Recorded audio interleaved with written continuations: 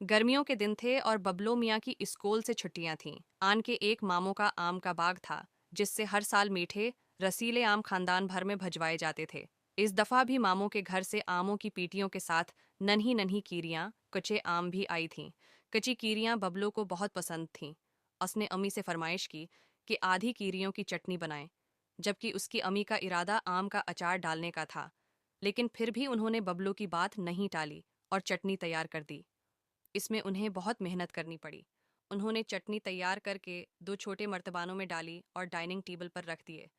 सब घर वालों ने खाने के साथ खट्टी मीठी चटनी का लुत्फ उठाया। दोपहर को खाने के बाद सब अपने अपने कमरों में सोने चले गए, लेकिन बबलू मियाँ कभी पतंग उड़ाते, कभी लान में लगा झूला झूलते, कभी आप ही को तंग करते तो कभी भैया के काम बिगाड़ देते कि आज तो उनके हाथ कीरी की चटनी भी लग गई थी। बबलू मियाँ ने थोड़ी सी चटनी खाने पर अक्तफा नहीं किया, बल्कि मर्तबान में चमचा चलाकर एक कटोरी में खूब चटनी भर ली और लान की तरफ भागे और सीढ़ियों पर बैठकर चटनी खाने लगे। बबलू मियाँ दिल ही दिल में बहुत खुश हो रहे थे कि किसी को पता भी नहीं चला और चटनी खूब मज़े ले लेकर उड़ाई जा रही है। लेकिन ये क्या, चटनी खत्म होने के साथ बबलू मियाँ के पेट में गुड़गुड़ होने लगी।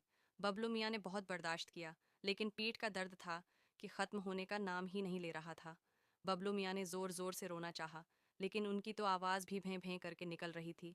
इन अजीब व गरीब आवाज़ों से अम्मी जान की आंख खुल गई। बबलो, क्या हुआ है, क्यों चला रहे हो? उम्मी ने पूछा। बबलू मियाँ पेट पकड़े एक जगह बैठे थे। हवा क्या है मेरे लल, मेरे चंदा। बबलू मियाँ की उम्मी बहुत परेशान हो गई थी। अम्मी, मेरे पेट में बहुत दर्द है और मुरोड़ उठ रहे हैं। बबलू मियाँ मनमनाए। आखिर तुमने ऐसा किया खाया था, कहीं चटनी तो ज्यादा नहीं खाई? मैं शायद मर्तबान ऊपर रखना भूल गई थी। अब सब कुछ अम्मी की समझ में आ गया था। शोर की आवाज़ सुनकर बड़े भैया भी जाग गए और बबलू को अस्पताल ले गए। बबलू के ड्रप लगा दी गई और वो बहुत रविया भी। लेकिन उसने गलती भी तो की थी, जिसकी सज़ा उसे मिलनी थी। डॉक्टर साहब ने बबलू को देखकर कहा कि बबलू मियाँ हर चीज़ एतदाल में अच्छी लगती है, और बबलू मियाँ रोते रोते